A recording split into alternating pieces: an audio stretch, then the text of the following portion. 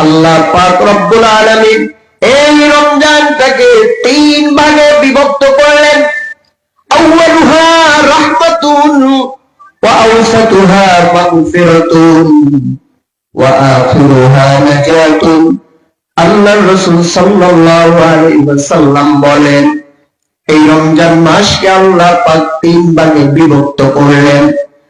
প্রথম দশকের মধ্যে আল্লাহ পাক রব্বুল আলামিন বান্দা বান্দির উপর রহমত নাযিল করেন, সুবহানাল্লাহ। প্রথম 10 দিনে আল্লাহ রহমত নাযিল করে।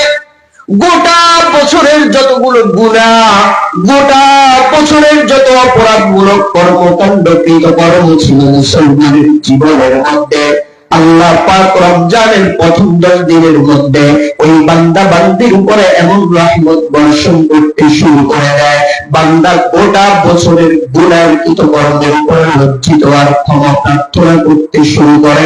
রব্বুল আলামিন ডাক দিয়া বলেন, বান্দা আমার, আমি আল্লাহ তুমি সারা বছর যে গুনাহগুলো করলা, আমি আল্লাহ তোমার সব গুনাহগুলো রহমত দিয়ে রেখে দিলাম। আমি আল্লাহ তোমার গুনাহগুলোকে মাফ করে দিলাম।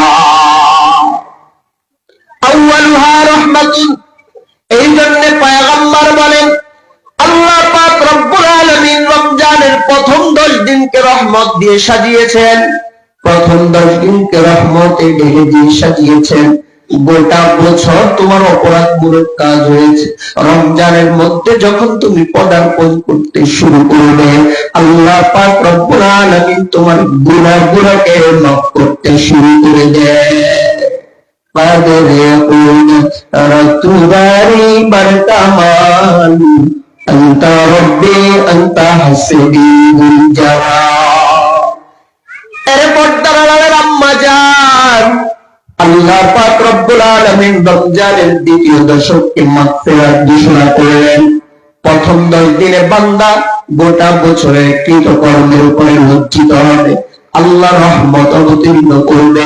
দ্বিতীয় দশক যখন শুরু করবে, এবার আল্লাহর কাছে মাপ চাইতে শুরু করবে। ও দয়ার মালিক, আমি জিন্দেগিতে কত গুনাহ করলাম, আমার গুনাহের তো কোনো পরিমাণ শেষ নাই।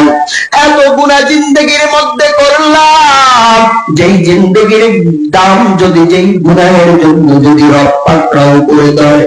দুনিয়ার কত মানুষ যখন কোন অপরাধের মধ্যে লিপ্ত হয়, মাদ্রাসার কোন ছাত্র যখন দুষ্টামির মধ্যে লিপ্ত হয়, এবার শিক্ষক তাকে ধরাশায়ী করে, কেন তুমি এই কাজটা করলা?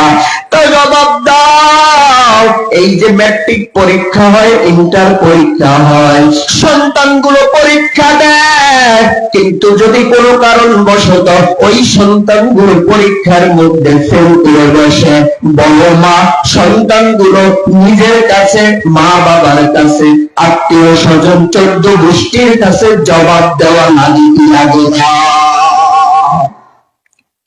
দুনিয়ার সামান্য পরীক্ষার মধ্যে ফেল করার কারণে যদি লজ্জিত হতে হয়, দুনিয়ার সামান্য পরীক্ষার কারণে যদি 14 গোষ্ঠী মানুষের অভিশাপ শুনতে হয়, বদনাম শুনতে হয়, ও মা বলো, ওই যে আমার আগের বক্তা মুফতি আব্দুল আরমান সাহেব জি বললেন, দুনিয়ার এই জীবনই শেষ বুঝি মনে করলাম, বিষয়টি এমন নয়, বরং দুনিয়ার জীবনটাই হলো আখিরাতের জীবনের সূচনা। আখিরাতের জীবনের সূচনা হলো দুনিয়ার মাধ্যমে। আখিরাতের দুনিয়া এমন একটি দুনিয়া, যেই দুনিয়া কোনোদিন শুরু হবে শেষ হবে না। ওই দুনিয়া যদি কারো জন্য সৌভাগ্যের হয়, ওই দুনিয়া যদি কারো জন্য সুখের হয়, ওই সুখ আল্লাহ কোনোদিন কেড়ে নেবে না। আর যদি ওই দুনিয়া কারোর জন্য যদি দুঃখের হয়, ওই দুঃখ এমন ভাবে শুরু হবে, কোনোদিন শেষ হবে না। কাজেই আম্মা জান আমার, এ পর্দার আড়ালের বোন, দ্বিতীয় দশক রব্বুল আলামিন মাগফিরাত দিয়ে সাজিয়ে তুললেন। বান্দা অপরাধ করে ফেলছ, বান্দা গুনাহ করে ফেলছ, আয় আয় আয়, আমি আল্লাহর কাছে মাফ চাও, আমি আল্লাহ তোমার জিন্দেগির গুনাহগুলো মাফ করে দিব। দ্বিতীয় দশক মাগফিরাত,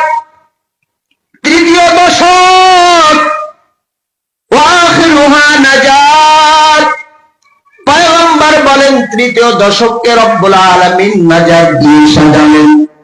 বান্দা রহমত দিলাম, দোয়া করলাম, মাগফিরাত দিলাম, ক্ষমা চাইলা, আয় বান্দা আয়,